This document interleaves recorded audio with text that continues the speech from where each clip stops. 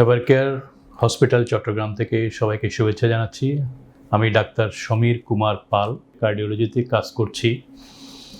তো আমরা আমাদের চট্টগ্রাম এভারকেয়ার হসপিটালে একটা নতুন এক্সামিনেশন সিস্টেম চালু করেছি, যেটা আগে আমরা নিয়মিত করতাম না এখানে। সেটি হচ্ছে ট্রান্সএসোফেজিয়াল ইকোকার্ডিওগ্রাফি।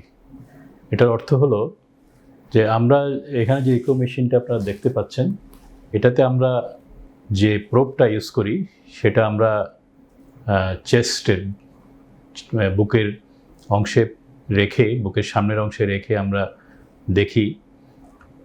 সেই প্রোবটা বিভিন্ন জায়গায় প্লেস করে আমরা দেখতাম হার্টটাকে। তো এতে আমরা নর্মাল পরীক্ষাগুলো আমরা করে থাকি, কিন্তু ট্রান্সএসোফেজিয়াল ইকো সেখানে আমরা সেটি একটি স্কোপের মতো, যেখানে এন্ডোস্কোপিতে ক্যামেরা থাকে, এখানে একটা ইকো প্রোব থাকে এই স্কোপের টিউবের আগায়। সেটি আমরা মুখের ভিতর দিয়ে প্রবেশ করিয়ে সেটাকে আমরা খাদ্যনালীতে, যেটা এসোফেগাস বলি, খাদ্যনালীতে এবং পাকস্থলী বা স্টোমাকে রেখে আমরা হার্টটাকে দেখি। কারণ এখান থেকে হার্টটা খুবই কাছে, এবং আমাদেরকে অনেক দূর আল্ট্রাসাউন্ড যেটা প্রোব থেকে নিষ্ক্রমণ হয়, সেটাকে অনেক দূর ডিস্টেন্স অতিক্রম করতে হয় না। এবং আমরা হার্টটাকে খুব কাছ থেকে এখান থেকে দেখতে পাই, এবং এই আল্ট্রাসাউন্ডটা যে ছবিটা ক্রিয়েট করে, যে ছবিটা তৈরি করে, সেটা অত্যন্ত পরিষ্কার এবং খুব ভালোভাবে দেখা যায়।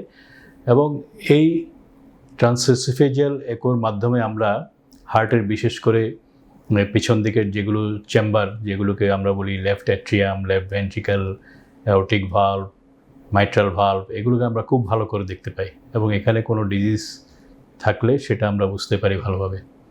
এছাড়া হার্টের মধ্যে যদি কোনো ফুটো থাকে, যেটাকে আমরা কনজেনিটাল হার্ট ডিজিজ বলি, সেটাও এখানে ভালোভাবে পরীক্ষা করা যায়। এছাড়া হার্টের কিছু কিছু জায়গায় রক্ত জমাট বেঁধে থাকে, সেগুলোকে আমরা দেখতে পাই এই ট্রান্সএসোফেজিয়াল ইকোর মাধ্যমে। তাই এটি আমরা এখন নিয়মিতভাবে আমাদের হসপিটালে আমরা নিয়মিতভাবে সেটা করছি। তো আমরা আশা করছি আপনারা সবাই এতে ভালো সাড়া দেবেন। ধন্যবাদ।